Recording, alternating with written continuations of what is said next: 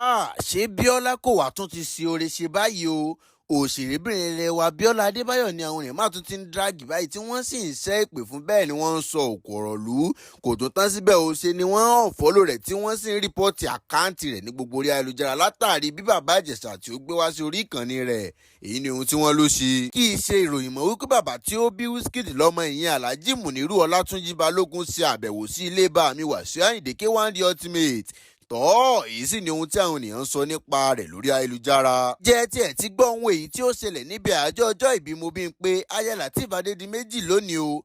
Eléyìí má kà mọ̀mọ́ ó yani lẹ́nu. Ẹ máa bá wa kálọ. Farabalẹ̀ báyìí kí ẹ wá nǹkan fìdílé tàbí kí ẹ fìdílé nǹkan kájọ jẹ ìgbádùn ìròyìn náà lẹ́kùnrẹ́rẹ́. Fún àwọn tí a sì ń gbọ́ ìkànnì fún ìgbà àkọ́kọ́, ẹ jọ̀ọ́ ẹ bá wa tẹ̀lé ìkànnì, ẹ like, ẹ sì comment, ẹ ṣe ń gbọ́ tí ẹ ń gbọ́ wa. Lórí ọ̀rọ̀ ọmọ ọlọ́jọ́ ìbí òní, òṣèrébìnrin ilẹ̀ wa tí ó rẹwà tí a rẹ̀ á sì máa ṣe jọ̀lọ̀jọ̀lọ̀ àfi bí ọmọ tuntun Mobimpe Adebimpe ṣe ni àwọn olólùfẹ́ rẹ̀ máa ti ń kí lọ́tún lósì o. Kódà ṣe ni wọ́n sì ń ṣe ọ̀pọ̀lọpọ̀ surprise package fún òṣèrébìnrin ilẹ̀ wa yìí tí wọ́n sì ń fi ń kí ikú ọjọ́ ìbí rẹ̀ lónìí. Ṣe ni àwọn kan ra flowers tí wọ́n gbé àkàrà òyìnbó eléyìí tí olóyìnbó ń pè ní cake, bẹ́ẹ̀ ni àwọn mìíràn tún ra perfume àti ọ̀pọ̀lọpọ̀ àwọn ẹ̀bùn mìíràn eléyìí tí ó wá mú kí àwọn ènìyàn máa sọ̀rọ̀ tí ó ń kọ àwọn ènìyàn lóminú ni bí wọ́n ṣe ra aṣọ ọmọ tuntun léyìí tí wọ́n kó papọ̀ mẹ́ẹ̀bùn fún ọlọ́jọ́ ìbí òní. Èyí ni ó fa ariwo lórí ayélujára gẹ́gẹ́ bí a ṣe mọ̀ wípé kò sí ẹnìkankan nínú àwọn òṣèré méjèèjì tí ó ti jáde síta láti wá fi ara wọn sọ fún àwọn olólùfẹ́ wọn wípé lótìtọ́ ni àwọn bímọ o, ṣùgbọ́n tí àwọn ènìyàn sì ti ń rò wípé lótìtọ́ ni wọ́n bímọ. Bóyá eléyìí ló fà á tí àwọn olólùfẹ́ wọn fi ra aṣọ ọmọ tuntun, bàtà ọmọ tuntun àti àwọn ohun ẹ̀ṣọ́ ọmọ tuntun sí ara ẹ̀bùn eléyìí tí wọ́n fún òṣèrébìnrin ilẹ̀ wa yìí, ìyẹn Mobimpe.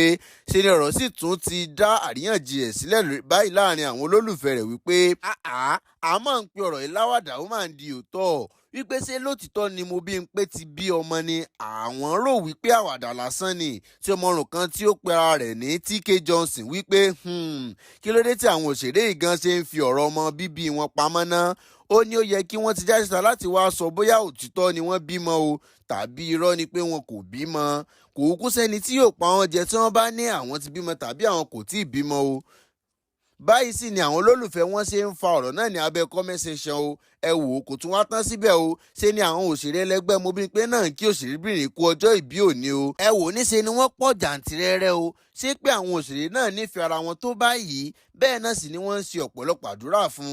Àwọn àdúrà ńláńlá báyìí ni àwọn òṣèré ẹlẹgbẹ́ rẹ̀ ń ṣe fún o. Ṣe ni àwọn òṣèré ẹlẹgbẹ́ rẹ̀ kan tí ó jẹ́ obìnrin tún kọ ọ̀rọ̀ dídùn kan fún ọmọbìnrin yìí ní orí ayélujára.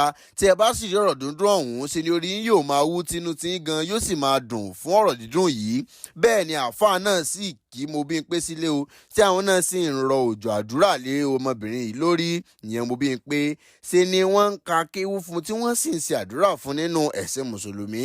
Bẹ́ẹ̀ làwọn náà mú ẹnu ba ọ̀rọ̀ ọmọ bíbí rẹ̀ tí wọ́n sì ṣàdúrà fún wípé kí ó tó di ọdún tí ń bọ̀ tí yóò ṣe ayẹyẹ àyájọ́ ọjọ́ ìbí mi, Ọlọ́run ọba yóò ti ta ní oore ọmọ tuntun o. Wípé kí ó tó di ọdún tí ó ń bọ̀ àwọn yóò bá wa dúpẹ́. Èyí tí ó wá jẹ́ ojúlówó, èyí tí ó jẹ́ pamabari rẹ̀ ní ọkọ rẹ̀, olówó orí rẹ̀ gangan o, ẹni bí ọkàn rẹ̀ Adebimpe. Ọkọ rẹ̀ máa ná owó gidigidi o. Ṣe ni ó máa ná owó tí ó ná ara, tí ọmọkùnrin ilẹ̀ wa yìí sì gbìyànjú fún ìyàwó rẹ̀ gidigidi. Ṣe ni òun náà ṣe surprise package fún, tí àwọn onípọ̀nrán ni ó wá kọ́kọ́ kọ orin fún o. Inú ìyàwó rẹ̀ sì dùn gidigidi. Kò tún tán síbẹ̀ o, kò tún kan ti ẹ̀bùn ńlá eléyìí tí ọkọ rẹ̀ fún ìyàwó rẹ̀ o, tí àwọn olólùfẹ́ sì ti ń sọ ohun kan tàbí òmíràn wípé ẹni ọmọbìnrin kan ti ń jowú tí òun kan sáà ń pariwo God when wípé ìgbà wo ni òun náà yóò ní ọkọ báyìí. Bẹ́ẹ̀ ni àwọn kan sì tún fi àdúrà ńlá ránṣẹ́ sí wọn wípé Ọlọ́run yóò ṣe àwọn méjèèjì lọ́rẹ̀ ara wọn dalẹ̀ o. Ọlọ́run kò ní yà wọ́n, bẹ́ẹ̀ sì ni Ọlọ́run yóò bùkún ìdílé wọn pẹ̀lú tí ó sì ta wọ́n ní ọrẹ ọmọ ìbejì, ìbẹ́ta, ìbẹ́rin. Kódà tí ó bá lè rárá gbé ìbá àrùn, Ọlọ́run yóò ta wọ́n lọ́rẹ ọmọ o. Èyí sì ni àwọn ohun tí ó ṣẹlẹ̀ lónìí lọ́jọ́ àyájọ́ ìbí òṣèrébìnrin ilẹ̀ wa Mobimpe ayelujara. Àwa ń gbà ládùúrà pé Ọlọ́run yóò bùkún rẹ̀ o, ẹ̀mí rẹ̀ yóò sì ṣe púpọ̀ rẹ̀. Àmín. Òṣèrébìnrin ilẹ̀ wa ní tí àwọn òṣèré ẹgbẹ́ rẹ̀ ṣẹ̀ṣẹ̀ kí tán fún iṣẹ́ akitiyan àti iṣẹ́ ribiribi léyìí tí ó ṣe ní ọ̀sẹ̀ tí a lò kọjá yìí, pẹ̀lú bí Ọlọ́run ṣe pèsè ọmọ tuntun fún òṣèré ẹgbẹ́ rẹ̀ kan Tóyọ̀sí Adésànyà nípa ọ̀nà sọ́rógésì, ìyẹn Biola Adebayo. Gbogbo ọ̀sẹ̀ tí a lò kọjá yìí ni àwọn ènìyàn fi ṣe àdúrà fún Biola Adebayo tí wọ́n sì kí kú iṣẹ́ àti akitiyan pẹ̀lú bí Ọlọ́run ṣe lò fún Tóyọ̀sí. Bí ó tilẹ̀ jẹ́ wípé àwọn kan tún ń bú tí wọ́n sì ń sọ̀rọ̀ sí wípé irúgbésẹ̀ burúkú wo ni ó gbé yẹn, gẹ́gẹ́ bí gbogbo àìsè mọ̀ wípé kò kúkú sí bí ènìyàn yóò ṣe wà bí ó ti ní àwọn olólùfẹ́ bẹ́ẹ̀ ni àwọn mìíràn yóò máa wá àṣìṣe rẹ̀. Ṣùgbọ́n ọ̀sẹ̀ tó ṣe léyìí tí a mú yìí níṣe ni kò dáa dùn fún òṣèrébìnrin lẹ́wà yìí rárá àti rárá o. Biola Adebayo ṣe ni àwọn olólùfẹ́ rẹ̀ ti ń bínú sí gidigidi lọ́wọ́lọ́wọ́ báyìí, ṣe ni wọ́n ń faraya gidigidi gan ni o. Kò tún tán á tán síbẹ̀ o, kódà ṣe ni wọ́n ti ń unfollow rẹ̀ tí wọ́n sì ti ń rìpọ́tì gbogbo àkáǹtì rẹ̀ ní àwọn ìkànnì eléyìí tí ó wà. Tí kí wá ni òṣèrébìnrin lẹ́wà yìí ṣe tí àwọn olólùfẹ́ rẹ̀ fi ń unfollow rẹ̀ tí wọ́n sì ń rìpọ́tì ìkànnì rẹ̀? Ṣé bí bàbá Ìjẹ̀ṣà ló kúkú wá sí orí ìkànnì rẹ̀ ìyẹn Talk to Be tí ó sì wá ṣàlàyé gbogbo ohun tí ó ṣẹlẹ̀ pẹ̀lú ẹ̀sùn eléyìí tí wọ́n fi kàn wípé ó fi ipá bá Angel ọmọ princess sùn, tí ó sì ṣe àlàyé ohun tí ojú rẹ̀ rí ní ọgbà ẹ̀wọ̀n àti gbogbo bí wọ́n ṣe tan òun wá fún eré láìmọ̀ pé princess ti ní èrò mìíràn fún òun. Ṣùgbọ́n ṣe ni bí Biola ṣe gbé bàbá Ìjẹ̀ṣà wá sí orí ìkànnì rẹ̀ kò tẹ́ àwọn olólùfẹ́ rẹ̀ lọ́rùn o. Èyí sì ni ohun tí ó fà á tí gbogbo wọn fi ń bínú tí wọ́n sì ń fara gidigidi débi wípé wọ́n ti ń unfollow rẹ̀ bẹ́ẹ̀ ni wọ́n sì tún ń rìpọ́tì àwọn àkáǹtì rẹ̀ lẹ́yọ kọ̀ọ̀kan. Ọlọ́run nìkan ni ó lè mọ irú ipò tí Biola Adebayo yóò wà báyìí o, tí ó sì jẹ́ wípé omi ẹkún kò kì í pẹ́ jábọ́ ní ojú ọmọbìnrin yìí o. Ṣe ni àwọn olólùfẹ́ rẹ̀ ń drájẹ̀ lọ́tùn lósì tí wọ́n sì ń fún un jẹ ní gbàgbòsù wípé Biola, ó ti tẹ́ ní ọwọ́ mi fún èyí tí o sì ṣe yìí, mi ò ní pọ́n ẹ lé mọ́. Ṣe ni ọmọbìnrin kan tí ó pe orúkọ ara rẹ̀ ní Gold Mama ní Biola, o ṣe ohun tó dùn mí gidigidi, kílé tí ó máa jẹ́ pé ìwọ ni o máa wá fún arákùnrin láyè láti sọ̀rọ̀ lórí ìkànnì rẹ̀. Alábòsí ẹ̀dá ni ọ́ Biola. Ọmọbìnrin kan tí ó pe orúkọ ara rẹ̀ ní Ṣadé La Brown wípé mo unfollow rẹ̀ Biola Adebayo nítorí èyí tí o ṣe yìí kò dáa dùn tó. Mo máa ń gbádùn ìkànnì rẹ tẹ́lẹ̀ bí ó ṣe jẹ́ pé àwọn tí ó nílò àánú tí ó nílò ìrànlọ́wọ́ ni ó máa ń gbé wá sí orí ìkànnì rẹ, ṣùgbọ́n bí ó ṣe gbé arákùnrin afipá bá ẹni lò pọ̀ yìí wá sí orí ìkànnì rẹ nítorí kí o lè bá reviews púpọ̀ yìí kò bá èmi lára mu, nítorí náà mi ò tẹ̀lé ìkànnì rẹ mọ́. Obìnrin kan tí ó ń pe orúkọ ara rẹ̀ ní Roni House of Beauty wípé Biola Adebayo, ó bara rẹ jẹ́ lọ́wọ́ mi gidigidi pẹ̀lú bí mo ṣe fẹ́ràn rẹ tó, ó ṣe ikú díẹ̀ káàtó. Ṣe ni ọmọkùnrin kan tí ó pe ara rẹ̀ ní Adeniyi náà kọ tiẹ̀ wípé tí ì bá ṣe ìlú tí ó bàjẹ́, báwo ni ẹni tí ó jẹ̀bi ẹ̀sùn ìfipábánilòpọ̀ yóò tún ṣe wá ní ẹ̀tọ́ láti máa lọ sí orí ayélujára láti fi wé ara rẹ̀ mọ́?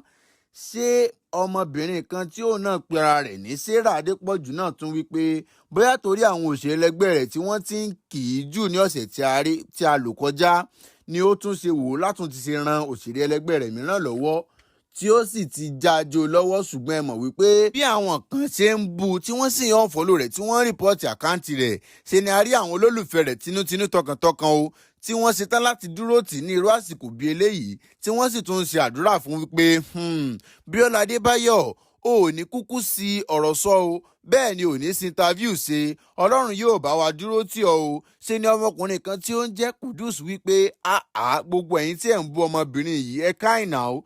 Ṣé òun ni bàbá Ìjẹ̀ṣà tí ó fipá bá ọmọ ọlọ́mọ lò pọ̀ ni, àbí òun ló ní kí wọ́n ó ṣe àṣemáṣe tí ó fi jẹ́ pé Biola Adebayo ni ẹ̀ ń bú tí ẹ̀ sì ń sọ òkò ọ̀rọ̀ lù?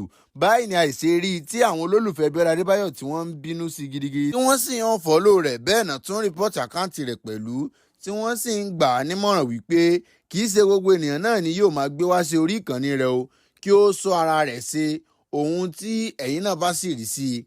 Ẹ jẹ́ kí a mọ̀ ní abala àríwísí bóyá ìgbésẹ̀ eléyìí tí Biola Adebayo gbé pẹ̀lú bí ó ṣe gbé bàbá Ìjẹ̀ṣà wá sí orí ìkànnì rẹ̀, bóyá ìgbésẹ̀ tí ó dára ni àbí èyí tí ò dára tí ó fi fà tí àwọn ènìyàn sì fi ń bu débi wípé ṣe ni wọ́n ń unfollow rẹ̀ tí wọ́n sì tún rìpọ́tì àkáǹtì rẹ̀. Ohun tí ẹ̀yin bá rí sí ẹ bá wa fi sí abala àríwísí ìyẹn comment section. Ṣé kì í ṣe ìròyìn mọ́ wípé Alhaji Muniru Ọlátúnjí Balógun, ẹni tí ó jẹ́ bàbá fún Wizkid, Big Bird, gbajúgbajà olórin takasúfèé ni bàbá rẹ̀ ṣe àbẹ̀wò sí ilé bàmí Wasiu Ayinde ní èyí tí ó sì fa ọ̀pọ̀lọpọ̀ ìbéèrè ní orí ayélujára wípé èwo ni bàbá Wizkid lọ ṣe ní ilé gbajúgbajà olórin Fuji yìí o. Ọ̀pọ̀lọpọ̀ nǹkan kan ń wò wípé bàbá Wizkid Alhaji Muniru kì í ṣe olóṣèlú àbí àwọn náà ti fẹ́ darapọ̀ mọ́ òṣèlú ni, kí ni wọ́n ń wá gan ní pàtó lọ́dọ̀ Wasiu Ayinde o. Bẹ́ẹ̀ ni àwọn mìíràn ń wí pé bóyá látàrí ìfẹ́ ńlá eléyìí tí ó wà láàrin Wasiu Ayinde àti ọmọ rẹ̀ yẹn Wizkid, kò dájú wípé ìdíkọ́ nìyẹn tí bàbá Wizkid